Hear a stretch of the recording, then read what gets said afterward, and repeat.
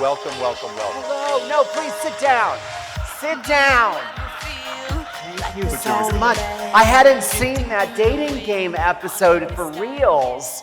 And I was just agog at my my orangey yellow eyebrows they painted on me that day. Whew, okay. Hi, everybody. We really packed him in. I knew it was going to be standing room only. But I'm glad you all are here. Thank you for having me. Dude, trust me, it's the quality of these folks here, not the quantity. Exactly. Yep. And I can just tell you, it was worth flying direct from Cedar Rapids. I just wanted to be here. I stopped in Miami and Key West, and what were the other ones on this list? Kissimmee. But there are no Cedar Rapids, let me just say. I can just go sit in the crowd. This Oh, the whole town smells like Cinnamon Toast Crunch. You have to go just for that. Let me read an official bio of you real quick, because I've been teasing this all day about these parts of you that people don't know. It's more fun. But just to give and jump in anywhere here to clarify. Okay. Oh, I want to jump in. That picture you're using is really great. I'm going to use that for my memorial. Okay. I'm starting to find good pictures. And I'm like, it's getting close. I'm just like, tag that. I'm also putting Post-its on all my artwork. I just turned 50. I personally chose that photo because I liked it. Thank you so much. I thought the coloring was really lovely. Yep. Kressley started off as a stylist and then worked with Ralph Lauren from 1994 to 2002. Mm-hmm. In 2003, he became a fashion savant. Your own words, by the way. Yes. For the Bravo show, Queer Eye for the Straight Guy. Let's hear it for that real quick, at least. Yeah. Come on. Please sit down. Sit down. Now just Queer Eye, and we'll get to that later. Exactly. Yes. You started the host of a Lifetime show, How to Look Good Naked. We'll get to that too. Judge for Miss Universe pageant and the series Crown, Mother of All Pageants, co-hosted ABC series True Beauty, 13 seasons Dancing with the Stars, clothing line Perfect, debuted at QVC, authored 3 books, won an Emmy for Outstanding Reality Program, is a gay rights advocate. He's an ordained minister in the Universal Life Church and owns American Saddlebred Horses. He won a world title in 2009 as a horse show exhibitor, and Kressley famously lost by $1 in an episode of Celebrity Jeopardy. That bastard. It was Regis Philbin. God rest his soul. Those are all true, everything. That's all true. I don't remember doing any of that, but it did happen. Sometimes, they read the list and I'm like, did I do all that? But I did. But that was over a long time. Your Insta description is tastemaker, retail enthusiast, stylist, brand champion, Emmy-winning TV star, New York Times best-selling author, world-class equestrian, and sasspot. That was my sasspot phase. And those were still all of your own words, I think, there. Yeah, they are, yeah. And there's just so much to delve into there, and we only have 4 hours, so we have to get right to it. Everybody get comfortable. Get right to it right now. So have you been to a tourism conference before? Because I was impressed that you knew the CVB phrase and the whole idea of what CVB means. Like, what is your involvement with tourism in general? I love tourism. And I love to travel, and I was thinking of adding an extra thing on my Instagram to traveler, because finally, since things have eased up a little bit, I have been traveling a lot. And I just enjoy seeing new places, and sometimes I'll go to new places and I'll work with the CVB and I'll tell people how great they are. Okay. Cedar Rapids, for example. Did I work with the CVB? I just love it there. No, I did. And they're wonderful, and they have a great city. And we did. They had a great event called Nubo Evolve, and what's the name of the band? Maroon 5 was there, and it was a huge event, and it was a delightful time. So I just like to travel and share places with people. And so this is a LGBTQ plus travel marketing and travel conference that we're at right now. Mm-hmm. And we mentioned this before. We've been here all day waiting for your arrival, and we've been talking about other things since you've got here. But I've asked 3 or 4 people today, what is it? We all talk about gay travel like we know what gay travel is. Right. Is gay people traveling, or is it just Provincetown and just Key West and just all the famous gay places? What do you think of when someone says gay travel? Speedos. I definitely think of Speedos. No, gay travel, I think as we become more mainstream, gay travel becomes maybe less of a specialized destination, but there are certainly things that the gays like. I mean, I hope that we have like an elevated taste level, and I think the gay experience and it's becoming less of this, but, you feel a little bit different or other, so sometimes you cultivate a different taste level. And people ask me this all the time. They said, well, why do the gays always have great taste? I'm like, well, not all of them. But sometimes when you see the world from kind of an exterior perspective, sure, you become a bit of a dreamer. So dreamers oftentimes like fashion design or interior design or the arts or music or entertaining. So I think that kind of applies a little bit to our community in general, in that, because we're not maybe or weren't as mainstream, we like maybe more unusual things. And we've discovered artistic places that became cultural travel touchstones like Provincetown and Palm Springs and Key West because they were artist colonies. Sure. And now maybe that's expanded to global places like Turkey and Greece and Spain, places where we feel really welcomed and celebrated, but also that are really interesting and cultural and vibrant. So you're saying it's something that you bring with you to a destination? I think so. I think it's a taste level, it's a sensibility. Okay. I think, we might be a little bit more daring. Like 20 years ago, people were like, I'm going to Turkey. I was like, what? Isn't that just a deli meat? I have no idea what you're talking about. I think we're maybe a little bit more adventurous as well. And that's something that you bring with you everywhere you go, clearly. I mean, because I've seen videos of you in places that aren't necessarily gay, but when then you show up... Oh, I make it gay. Yeah. Yeah. I do. I just try to bring that fun and flair and sensibility. And no matter where it is, I can pretty much gay it up. I think that's the word, sensibility. You bring it to a place and you extract it from the place that you're in. Yes, you exactly. So share with us, if you would, because this is fun, and it's fun to have you here. And I love that picture of you and the horse. Thank and before we you. go past this, can you tell us about the horse and the name of the horse? And, of course. Yeah, this is a great story. That horse's name is Thunder Down Under. And when I came to Vegas today, there was a poster for Thunder Down Under. It said, Ladies' Night Outback. And I was like, we should go to that after this. But this horse, we have a family farm. It's been in our family for over 100 years. That's where I am in this photo. And I'm just out for a leisurely ride. He's actually very good. And we raise saddlebred show horses. He did not become a show person. It's not for everybody. But he is the greatest trail riding horse ever. And we've had him since a baby. And actually, there's a great story about his conception. And I didn't think you were going to expect a story about animal husbandry today, but get ready. You're welcome, Iowa. But oftentimes we own this mare, and the stallions live far away. It's like, when you go on like a website, you're like, ooh, this guy's hot. Ooh, Dubai. I might get there one day. Click. But the daddy of this horse lived someplace far away, so they do artificial insemination. And I was doing a fundraiser for Hillary Clinton in Philadelphia, and I got a phone call, and it was my sister, and she said, where are you? And I said, I'm kind of busy. And with Hillary Clinton, she's like, you've got to get to the airport. The semen is lost. Yeah, good times. I have a tuxedo on. I have two gays with me. I was like, we're leaving early. Yeah. We go to the Philadelphia airport to find the lost delivery. And I go to like US Airways, that was like 10 years ago. And I'm like, I'm looking for if I was looking for medical stuff, where would that be? And they're like, that's gonna be at cargo. So I get in my car, in my tuxedo, and I'm driving around scary back roads behind the Philly airport, which is in the swamp already. I get to cargo, and there's all kinds of very glum people sitting there waiting for hearts and livers and whatnot. And I said to the woman in my tuxedo, I said, if I were looking for a bucket of like a medical veterinary, she's like, and really loud, like almost on the loudspeaker, says, are you the guy looking for the semen? And I was like, yes, that's me. And then everybody perked up and looked and saw me, and I left jauntily carrying my bucket and putting it into my station wagon, and then taking my gays with me from Philly. Yeah. From a glamorous event to a barn where a veterinarian was there with an arm inside, and that's how Tanner came to be. You're welcome.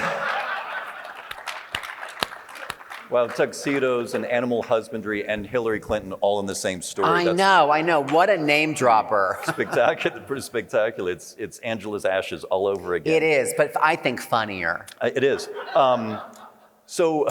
Travel, that's a hell of a great story, but it's not really about, well, it is about travel in a certain way. You had to travel to the airport. But getting to the airport and going somewhere, have there been places, like we were talking today again about places or experiences that changed you for some way, for better or worse? Right. Can you hardwire two examples maybe of places you've been and they've changed you in a certain way or opened your eyes up in a certain way? Or Yeah, I've been lucky enough to go to Australia a couple times. And have you ever been to a place when you get there, you're like, oh my God, I think I lived here before. You know, I was like, I got to the airport, they're like, oh yeah, how you going? I'm like, oh yeah, great, how you going? And I was like, oh my gosh, I have an accent already. Like I can be around people for 15 minutes, I'm like, yeah, no, I love Melbourne. It's been so nice being here. And I had a nice tea on the way here to Qantas, which was a great airline. It's like the best airline I've ever taken in my life. So yeah, Australia just was one of those places where I immediately felt at home. The Australians are so fun and relaxed and gorgeous. And a beautiful country. And the country is gorgeous and the beaches. So that's just really, I don't know if it spoke to me, but I love it there. It stayed with you. It stayed with me, and it's a place I always think about going back to. But it's so far away, right? It is far. Yeah. It's only 2 Ambiens and a Chardonnay away, as I like to say. I do that. Here's a travel tip. Don't take 2 at once. I'm not a doctor, but I'm pretty sure that's great advice. If there are any kids watching on the live feed, please don't do that. But I do, have a nice dinner, have some Chardonnay, maybe have a sleep aid, and bam. Okay. We're going to be landing in Melbourne any moment now. Please put your seat up and the tray table in the upright and locked position. Then you're there. And you're fortunate. So I don't mind the long distance. So going there and getting there, and this is the fusion of 2 of your many strengths, fashion and clothes, right? Can you give us a couple of well, that's beautiful. Thank you so much. What are we wearing today, by the way? It's Dolce & Gabbana. Of course. They had a little PR snafu, so I don't usually shout that from the rooftops. And I wore this yesterday. If you follow me on Instagram, I wore this jacket in Miami. We weren't going to say anything. Full disclaimer. Thank you, I appreciate that. I pack light. Traveling, well, that's exactly this question. Traveling. Can you give us a couple of basics? Like, what are your must-haves when you leave, you go on an airplane, go somewhere? Yes. Here's how I travel. Okay. And I've racked up, I got like the letter from American Airlines saying, you've flown 2 million miles. And I'm like, what? No concierge key yet? Hello? I always wear a uniform when I travel. It keeps it very easy. And you're gonna shudder, but I wear like a jogger, but a nice tailored one from like Lululemon in navy. And then I wear some kind of like lightweight knit shirt, like a polo shirt or even lighter or a t-shirt. And then I always wear a navy cashmere cable knit sweater. And I carry 1 Louis Vuitton bag that I keep with me at all times. And then I have the Rimowa, which I don't even know how to say it. Isn't it hard to say? Rimowa. Little carry-on, and I usually never check any luggage. And here's another tip. When you're going to a destination, if you need a lot of outfits that work together, pack in black and white. Okay. Because everything is going to work together. Like your black shirt's going to work with your black pants, or your white shirt with your black pants, or your white jeans, even after Labor Day with a black shirt. Like, I've gotten like 80 different outfits out of like 7 pieces of clothing in my bag over the past week because I've been all over the place. And do you carry on when you go? Do you have a steamer trunk, or how does this work? I only do carry on usually. Wow. Unless I go away for a long time. Right, okay. Yeah. Very good. And in going away places, there's this game that we play in Travel World sometime. It's the embarrassing game. It's usually after drinks, right? And it's admit someplace everybody has been that you should have been that you haven't been. Because I know people who travel a lot tend to gloss over, oh, I've been there, when they really haven't been there. Right. So I will start. I've never been to Montana. No. But I've been to Iceland 4 times. Iceland? Yeah. So what's yours? I've been to Montana, but I haven't been to Iceland. Okay. We're like an Oreo cookie. Like, you have the filling and I have the 2 cookies. And anyway, Iceland, you say? Yeah, no, but like, what are you guilty of? A place you should have been by this point in your life? Right. And I haven't should yet. have been. Right. I've been to almost all the states. I haven't been to Mount Rushmore. I should probably do that. I've been to Kissimmee. I've been to Cedar Rapids. I've been to Key West. I mean, I've kind of hit all the cultural hotspots. I hadn't been to Spain for a long time, and I just went like a week ago. And you fell in love with it, did you? Oh, it's so great. Yeah. Loved it. Where'd you go? I went to Mallorca. Okay. Yeah. Very lovely. Which is a great, it's... I think I saw that on your Insta, did I Yeah, not? probably. Very good. Yeah, I had a lot of obnoxious pictures up that trip. Well, actually, this is the guy, your show, How to Look Good Naked. Yes. Right. And you mentioned that Speedo is one of the things that you always, right? That I always pack or... Right. Yeah, I do. Yeah. For some reason, even if you're a little bit chubby like me, they look better than a trunk. They look fabulous. And How to Look Good Naked does look good. There I am in a Speedo just 10 Boom. days ago. And there's Bam. another one. Those look like white underwear, but they're not. They look have super gold fabulous. buttons on them. And another one. And another one. And the famous pink Speedo that you wore, that one right there. Oh yeah, that was Yeah. when I had my old face. I should have kept it. I don't know why. Obviously, the body's the same, but the face looks slightly different. Nothing. This guy is unflappable. In 2003, when Queer Eye started. Yes. So that was pretty much the shot fired that started your career, as it were, correct? Yes. And in 2003, I think the word queer was very avant-garde for the Yes. show. Don't you agree? Yes.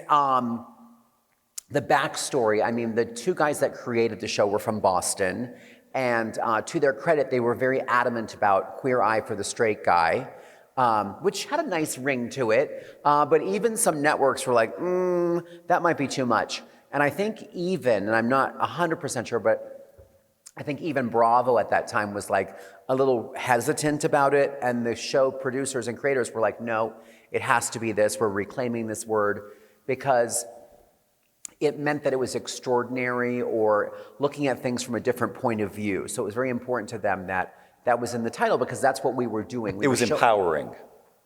It was empowering, but it was also accurate because we were showing these straight guys that if you look at things from a different perspective, like, oh, try getting a manicure, pedicure, or try getting a great haircut, or try wearing this color that you've never worn. Look at things from a new perspective, and it might change your life for the better. So I think it was all wrapped up in a little bit in that word. And you guys filmed entirely in the greater New York area, correct? We did, Right. except for we did some special episodes. We sometimes when you work in TV, there are big markets and big cable companies want you to come shoot in their market because it like boosts it. So we filmed in Las Vegas, and we filmed in London, and we filmed in Dallas. But still major metro areas. Yeah, but Right. mostly 90% Right. New York City. Which is different from the QE2 that's out now, right? Yes. Right, and they go to, I mean, Yeah. very rural America. It's Yeah. a different position, different show.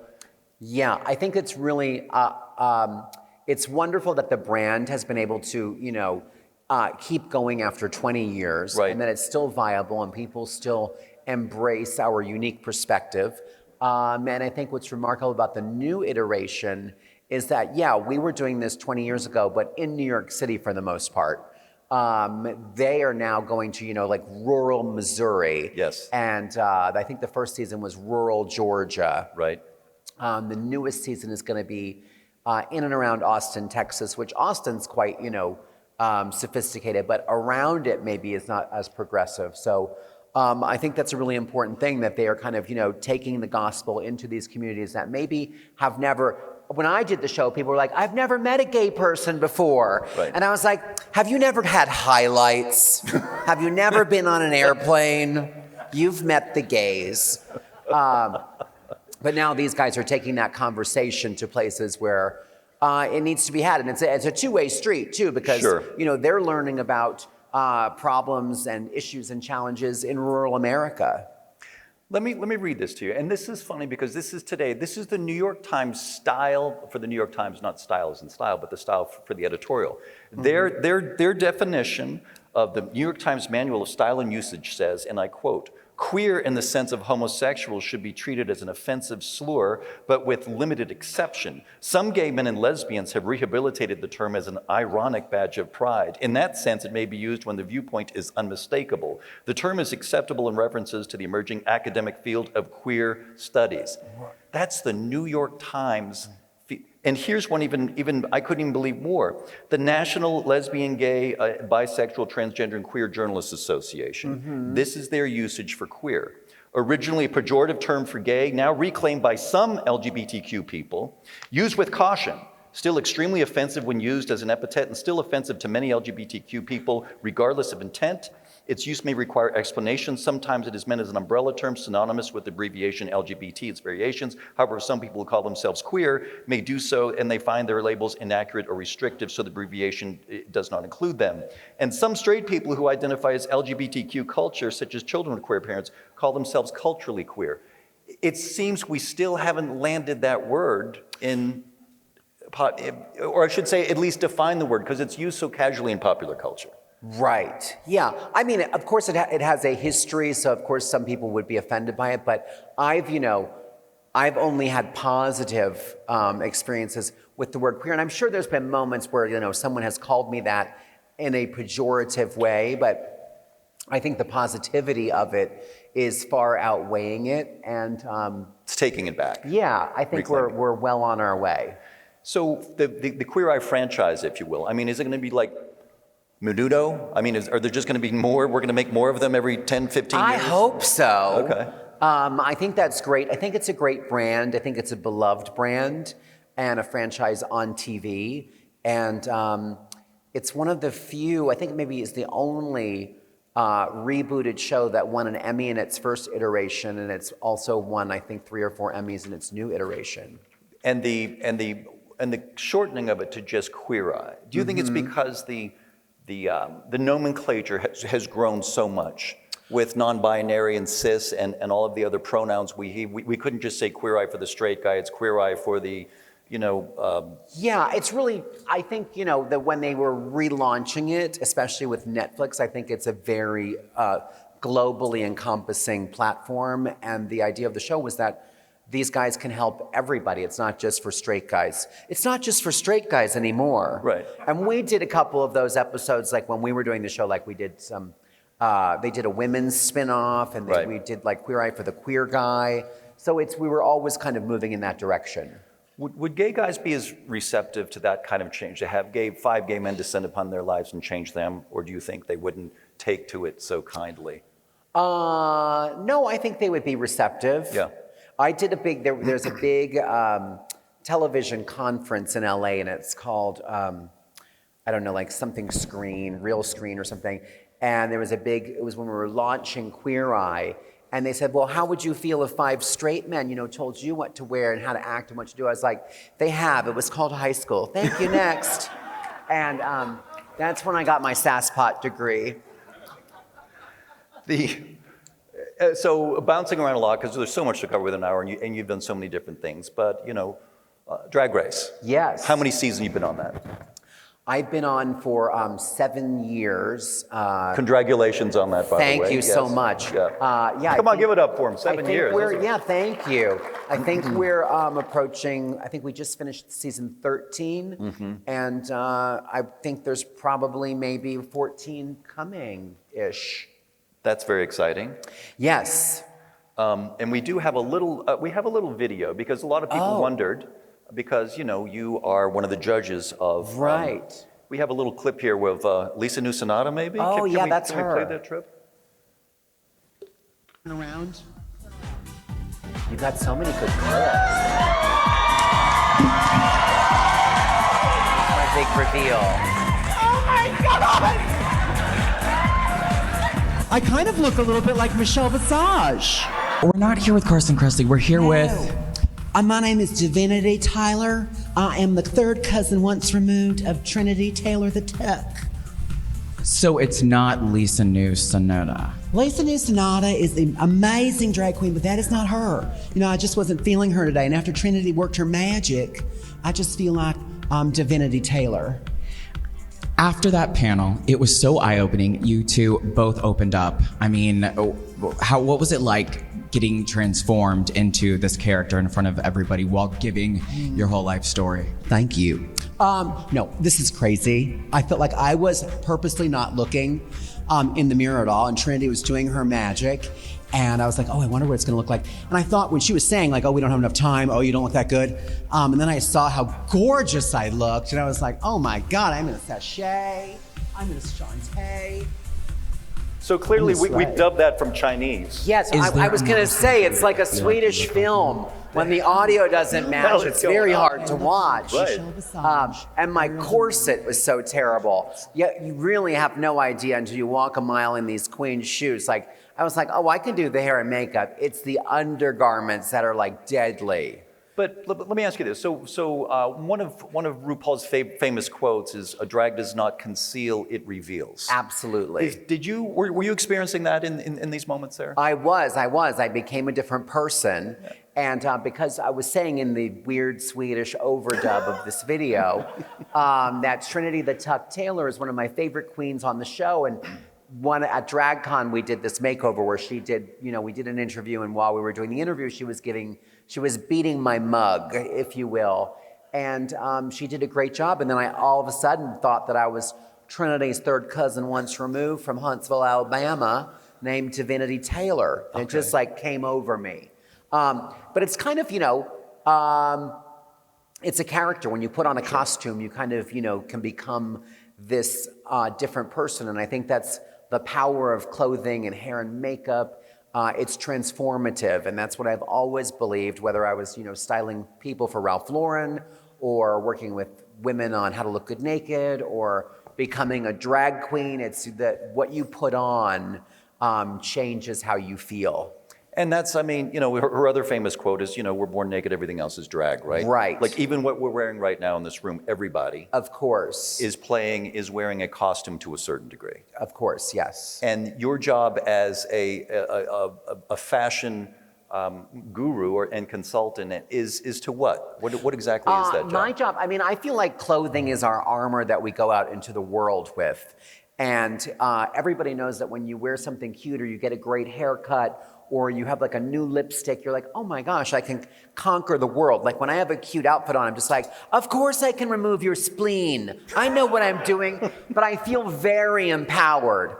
And I think that's my job as a stylist and a style expert is to help people find their best uniform and their most bulletproof armor so they can go out in the world and not only survive, but thrive. And would finding that uniform, because clearly it's not just looking at them and their body type, you have to get to know them a bit to understand where this is coming from, no? Yeah, it's really, clothes should express who you are and make you feel great. And you have to do a lot of, sometimes digging and research and find out what makes that person tick and what they want, because it's not about what I think they should, wear and what I think they're going to look best in. It's about me saying, hey, I think this might be great for you, and trying these different things and then finding what resonates with them. So you steer them in a direction, but it's basically their flow. Is that what you help? Yeah, and I also show them options that maybe they didn't know existed. Okay. And get them to try new things. I think especially even on How to Look Good Naked, which was a show about women that maybe had body dysmorphia and didn't feel as confident as they should. I was really teaching them new ways to see themselves through different, perception exercises and putting them in lineup with other women. And you sometimes really, we tell ourselves so much throughout our life, often which is not true. That internal dialogue. Right, Yeah, and then monologue. you just, it programs you and you believe it and you're like, of course I can't wear this. And my job is to say, no, you should try this. What about the flip side? When someone's in something, you're like, ooh, yeah, no. When it's terrible. Yeah. Yeah, well, sometimes, I have to, if you see something, say something. That doesn't always work, especially at the airport. But yeah, I try to nicely. Also, I recently read some quote about, how you critique people is very important and how you give the message. And I do this, I think, on Drag Race. My job is to give them the right information, but how I deliver it to do it with tact and class and kindness is very, very important. So I don't do a lot of like, oh my God, girl, Right. are you gonna wear that? Right. But I do sometimes. And one of the things I admire about you across everything you do is that more often than not, you're the butt of your own jokes. You know, it's not about slashing other people. It's about Right. having fun with who you are. You're comfortable enough and strong enough to say, I'm gonna, you know, like what was it from Drag Race when she said she was the house of something, and you said, oh, my house is, I'm with the International House of Pancakes. Yes. Right. And I Yeah. do love a good pancake. I haven't had one for about a decade, but I might have one. Oh, you guys, you're in Vegas. There's a great breakfast place here called the Pepper Tree or the Pepper Mill or something. You got to go. Well, I understand that you like something else as well. What is your favorite celebrity couple? I read somewhere was you and Pinot Grigio. So that was your answer to what is your favorite celebrity couple. Oh. So we happen to have a little Pinot Grigio sponsored Oh, by our friends at perfect. Cedar Rapids. How about a nice hand for Cedar Rapids? Is this a Cedar Rapids varietal? It is. They have a winery there. I've been. And they have a great There llama it is. farm. The beautiful Sherry Bailey. Thank you so Thank much you for so sharing. much. Yeah. I was just getting parched. Well, it's after 5, so we figured, you know, it's time. Yes. It's not just for certainly. breakfast anymore. It's not. We figured, you know, to get to the Oprah crying moment, we're going to need a Yeah. little bit of Pinot Grigio, or Pinot Gris, as the case may be. Right, product of Iowa. See? No, it's from Italy, but it's the Iowa wine is very good. And there's drinks will be distributed to these tables too after the event. But for now, we'll just watch us drink something. This up is here. medicinal, Please come join really. us. That's very sweet of you. But I'm only doing it for my nerves. You can see how anxious I while am. we still have time, though, Oh, I would like spilled to. some on your magazine. Oh, no I'm worries. So sorry. That's all right. This is the LGBT travel directory. There's 300 of them out there. We're fine. Oh, Charleston. That looks good. Plano. Keep trying. Joey, you getting all this? Yeah. Knoxville. Okay. Oh, Florida. Oh, Mobile. All right. I know why they're advertising. These people are like, Alabama. Well, cheers. Thank you for being here today. Is Alabama here? Cheers, everybody. Anybody? Okay, we can keep talking about them. No, I do love Sweet Home Alabama. Look at you in a bar with a baby. It's one of my favorite. I say it all the time, even if they don't have a baby. Tell us some of your favorite shows that you're not on. Favorite shows that I'm That watching? you're not on. Yeah, you're watching. Right. Oh, I'm watching Outer Banks on Netflix. Have you seen that? It's like basically Scooby-Doo with sexy 21-year-olds. And I love it. You know, someone's always going missing or getting shot, and they even drive in a van just like Scooby-Doo. I was like, does anybody else know that this is an absolute ripoff of Scooby-Doo? But I'm here for it. Okay. The guys are really cute. And yeah. And what else am I watching? I love The Crown. Okay. I'm always excited when a new season of The Crown Bridgerton, comes out. were you into the I Bridgerton? watched Bridgerton. It was a little slow to start, and then all of a sudden they were like doing it in the stairwell. I was like, this is great. What else have I Are you a watched? sports fan at all outside of Equestria? Oh, I love sports. Okay. Yeah. Which ones? The ones with balls. No, what sports do I like? I like tennis. And we Okay. just had the US Open. Okay. Yeah, yeah. And that was great. And I love the clothes, you know? You can wear a cute outfit when you play tennis. The rest of the things, not so much. So Get a Room, I loved that show, and I'm sad it's not coming back because I think Thank you. the chemistry between the two of you is just so much fun. Thank you. I love the haunted house episode, by the way. That was funny. Right. And the energy you guys brought, I don't know if you guys seen it. It's him and Tom Felicia, and it had one season, right? We did one season Right. on Bravo. Right. We might be doing it for Peacock. I'm Oh, not sure yet. That would be great. But it was very fun. and it seemed to some have a good strong design. fan base too. It seemed like there was a lot of energy behind it. Yeah, I think Bravo just didn't want to do like, they were going to be like an HGTV for a moment. Yeah. And then they were like, no, we're the Housewife channel. And of course, and Tom, you know, the entire crew has gone on to do things, right? Yes. And it's very unusual to have so many people from such a groundbreaking show continue to do well. And I think you understand that's rare. Yeah, I mean, there are, you know, especially reality shows. Right. It's hard to, you know, after that initial like blush of popularity, it is hard. to continue a career, but I think we've all done really well. Ted has a fantastic show on Food Network called Chopped. They have 47 seasons.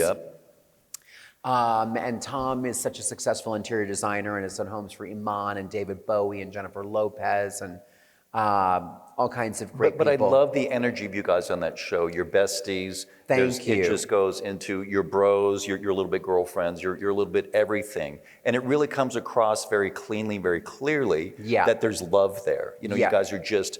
when last time we did this in San Francisco, sitting in that chair was Anderson Cooper, and it was a fun interview. Boy, he's got a foul mouth. Let me tell you. Wow. Does he? That guy's, remember how he swore up and down? I'm joking. He was a perfect gentleman. He got a little risque though, and he talked about Andy Cohen, and I picture the two of them. I love gay friends, you know, and when you see two gay men who are just total friends, like just 10-year-old kids together. Right. Who is your Andy Cohen? Oh, well, I mean, the one that you know would be Tom Is it Tom Felicia to for some sure. degree? And I think he's the one that we have the most like stupid fun with. Right. Because he can actually go out like for like 24 hours and not sleep, and he would have this for breakfast, like the bottle. Okay. He's a very fun person. He seems it. And it seems like you guys bring out the fun in each After other. about 20 hours, I'm like, okay, I need to sleep eventually, so we need to stop having fun at least for like 6 hours. In your off hours, in your downtime, although from all of your feeds, it doesn't look like you have much of a downtime. What do you do when you're just chilling on your beautiful place in Park Avenue? When I am just chilling, if I'm in New York, I am exploring, and I talk about travel in a place that's like has endless opportunities. I moved there in 1991, and I still, every time I go, but I go back, you know, after traveling, I'm like, is that a new building? And it's calmed down a little bit because of COVID, unfortunately, but it is always changing. And there's Hudson Yards always, alone. there's always so much going on in New York. And I've had a list for like 30 years of like, I've got to go to Arthur Avenue and go to the Italian Market, and I've got to go to the Brooklyn Botanical Garden. I still haven't done any of those, but there's so much to see. So if I'm chilling in the city, I love to just be a tourist in my own town. And if I'm at my farm, I'm usually just doing like gardening or like working with the horses or going antiquing, anything that has to do with design and shopping and treasure hunting. I'm really into. How often do you change your house? I mean, because it must be very tempting, given what you do, to come in every week and say, I want to redo this, redo that. Actually, I keep it pretty much the same, but I switch things up in it, which I tell people to do all the time, which is like, you know, maybe I'll get new pillows or I'll get like new, like I had very traditional chairs, and then I went to High Point Market, and Mitchell Gold had these like Sherpa covered like sheepskin chairs. I was like, oh, I'm gonna get those. So I don't really change that much because I hate renovation and all the like dirt and like all of that. So I'll just kind of re-accessorize and re-zhuzh it. Okay. And my house in the country, I had no design plan for, and I just bought things that I loved, and I'm constantly moving them around. And then when I'm just like, oh, I don't love that anymore, which is rare, I usually love the stuff that I actually commit to, then I'll just maybe, you know, get rid of it. So to a degree, is it like fashion where you have your basic pieces that are kind of eternal and then Yes. you accessorize? Do you think of home decoration the same way? Yeah, I do. I think every room has its like anchor piece. In your bedroom, it's your bed, and that should be amazing because you're in there all the time. And your dining room is your table, and your living room is your sofa. Sure. And then the rest, you know, that's like a great shoe or a great little black dress or a great suit.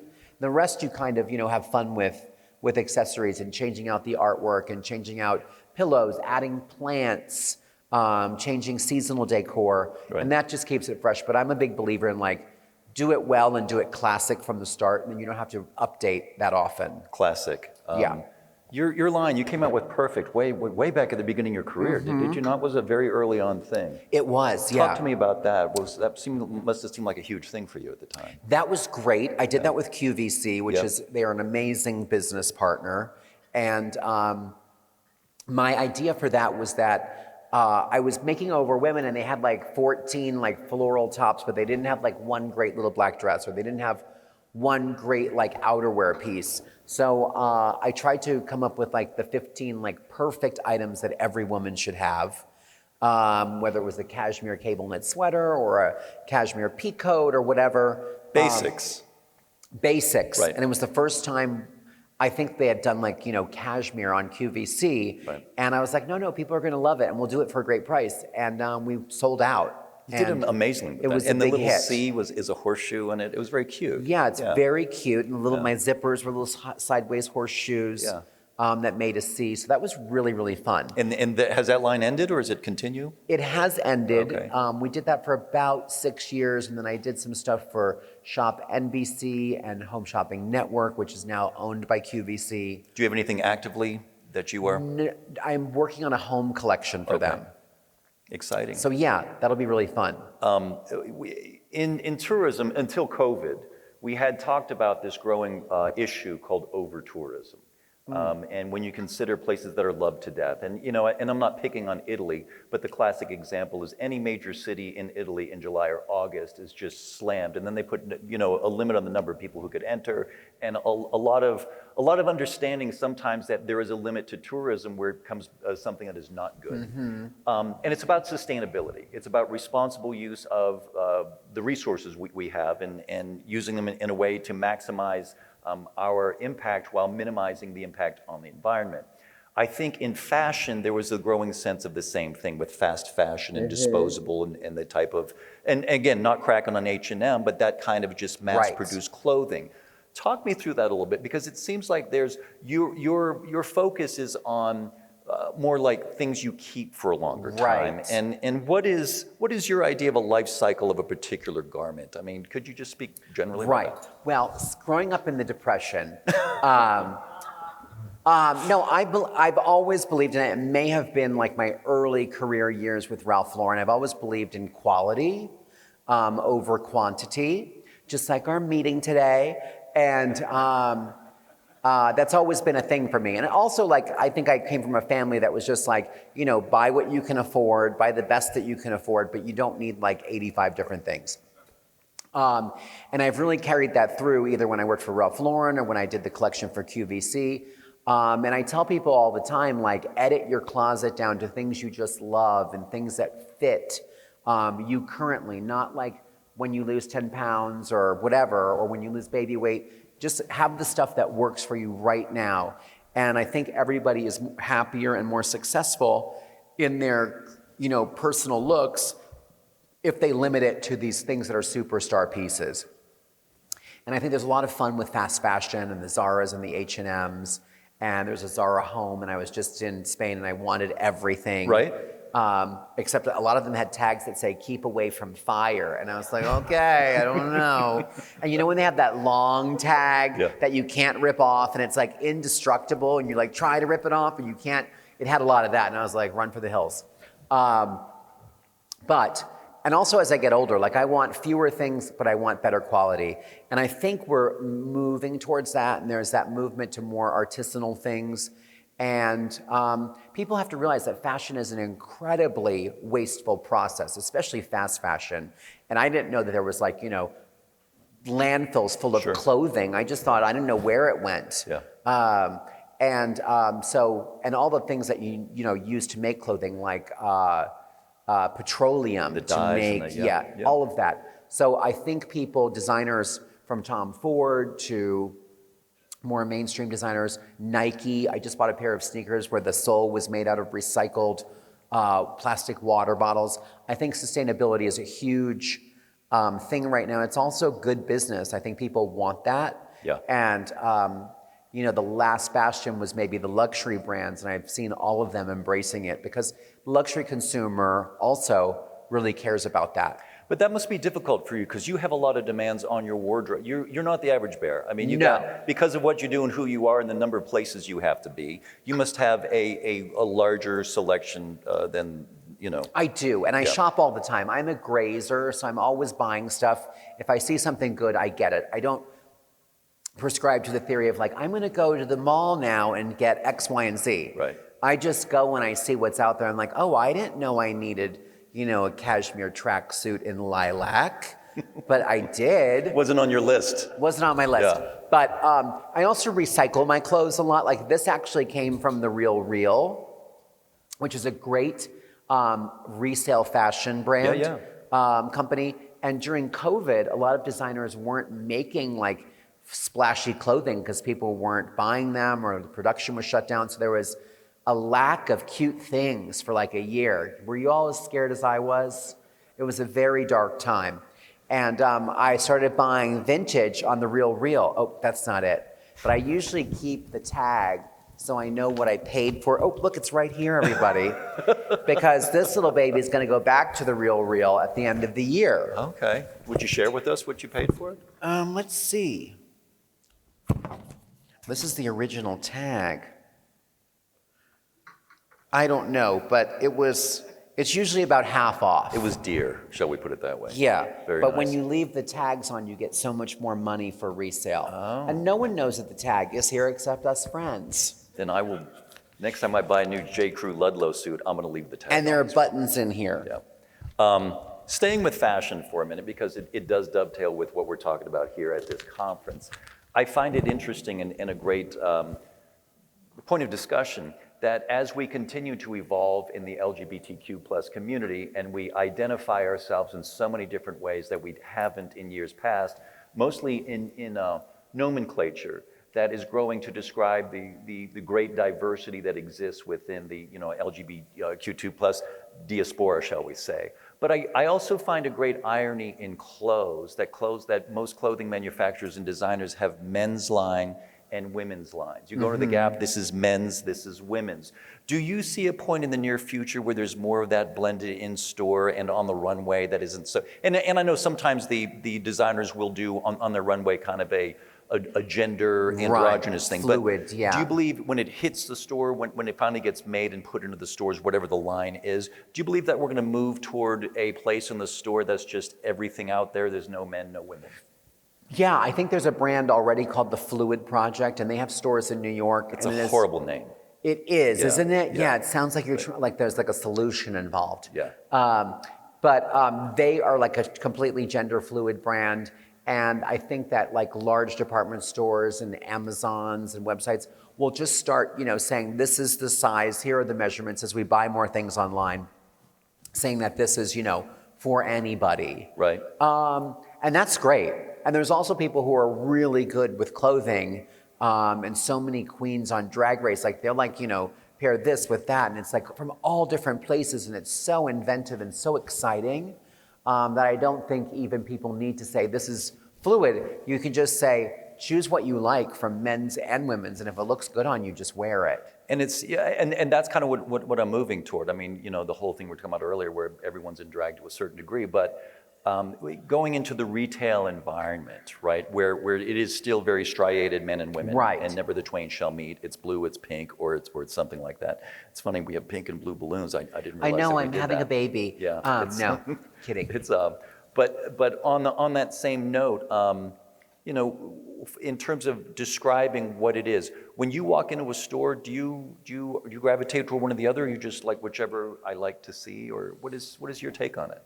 My take is, I grew up loving traditional menswear and like working for Ralph Lauren, so that's just something that I gravitate to.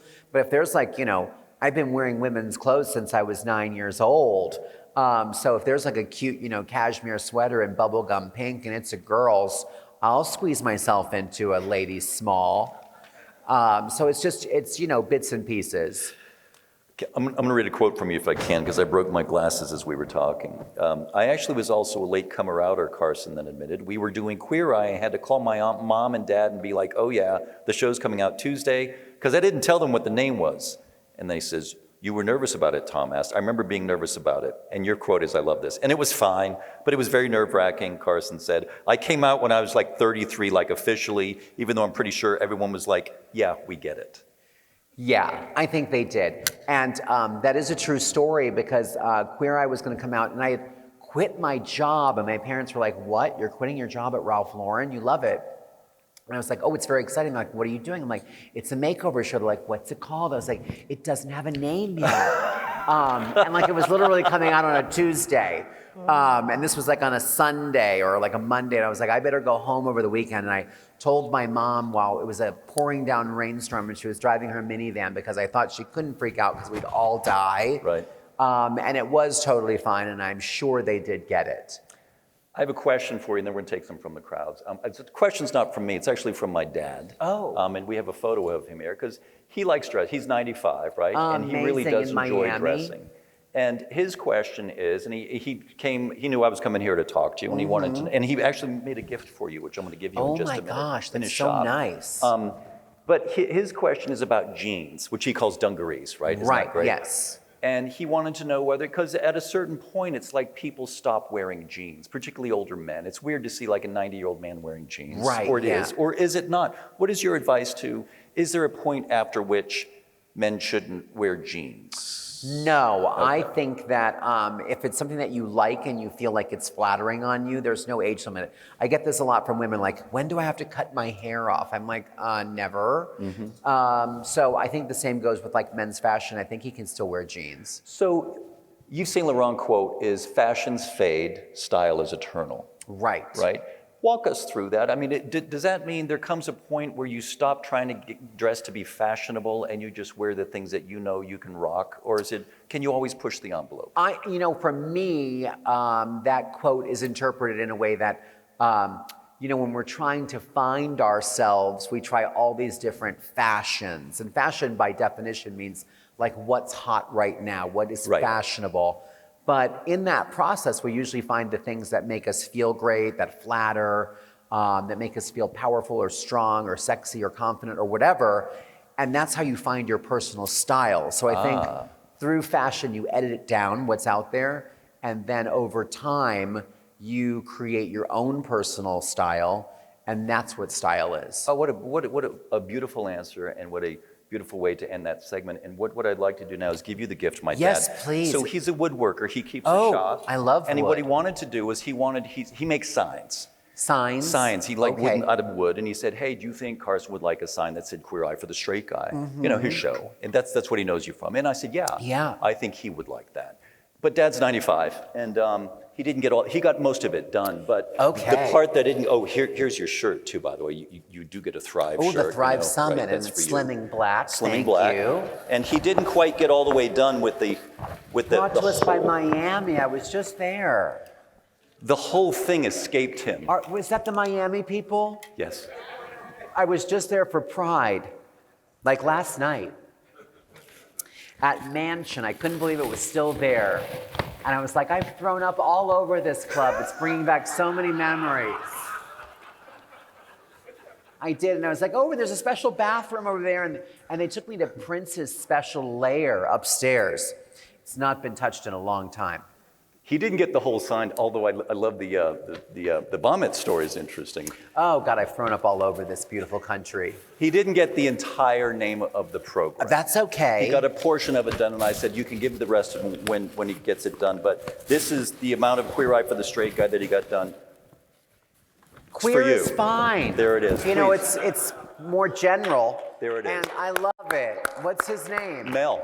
Mel. I have Yeah. to write Mel a note, so you're going to have to give me his... And he signed it on the bottom to you as well for Carson. Oh, there it is, Yeah. Mel to Yeah. Carson. This is so sweet. Thank you so I thought much. it might look great on your desk or in your Yeah, fabulous or place. as a pin. Or a Just in pin. case anyone's wondering tonight when I go out. Give- We are queer. We're here. And we're traveling. I'm Amen. gonna put that right Ladies here. and gentlemen, Carson Kressley. No, please. Sit down. Everybody. We're going to take a few questions right now if we have just a few more minutes, and I know we have questions. How about our friends from our host, and a lovely round for our host, Cedar Rapids, over there, folks. I love Cedar Rapids so much. Is that you, Aaron? Did you have your hand up? Okay.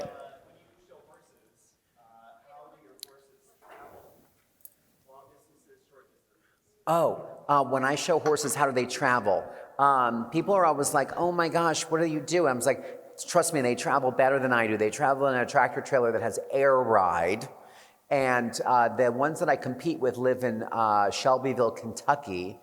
And they will go, like the furthest we go is like, there's a big show in Ocala, Florida. over the Halloween weekend at the World Equestrian Center, which is a fabulous facility. That's usually the furthest. Sometimes we go to Kansas City, Missouri. We used to go to the New York National, which was in Madison Square Garden. They don't have that anymore. So always by tractor trailer. And they travel with all their friends. They have a cute little outfit that they wear. And they have little fleece halters, and they have leg wraps, and they're all monogrammed, of course. And they look very cute. For Carson, anybody else? Any questions? Do I see one in the back there? Right there, we got a microphone. I didn't, but I'll make something up really Oh, quickly. please do. When was the last time you were in Key West? When was the last time I was in Key West? That's a great question. Key West is always inside me, really. That would be a great T-shirt, actually. Or use that on the tourism campaign. It's always in you. Anyway, I was there. I did a cruise with Holland America for Dancing with the Stars, and one of our ports o' call was Key West, and I went to Louis, and I loved it. But I should probably come back for something, so we'll talk. I do love Key West, and I heard it's better than ever. DJ, I thought you had a question. Where's DJ? Oh, sorry. I saw your hand up. No DJ. And any other hands? Any other hands before we go to drinks and Barry Manilow later? Everybody good? And photos. And photos. Oh, that's right. We're having photos with you. Oh, yes. Yes, that's what we have to for do your right now. holiday cards. It's going to be great. And we'll do some like prom pictures. We'll do that and all of that over at the Step and Repeat over there. But once more, please give it up for Carson. Thank you so much. Thank you so much, and thank you for my sign. No, please sit down, everybody. Oh, they just want to leave.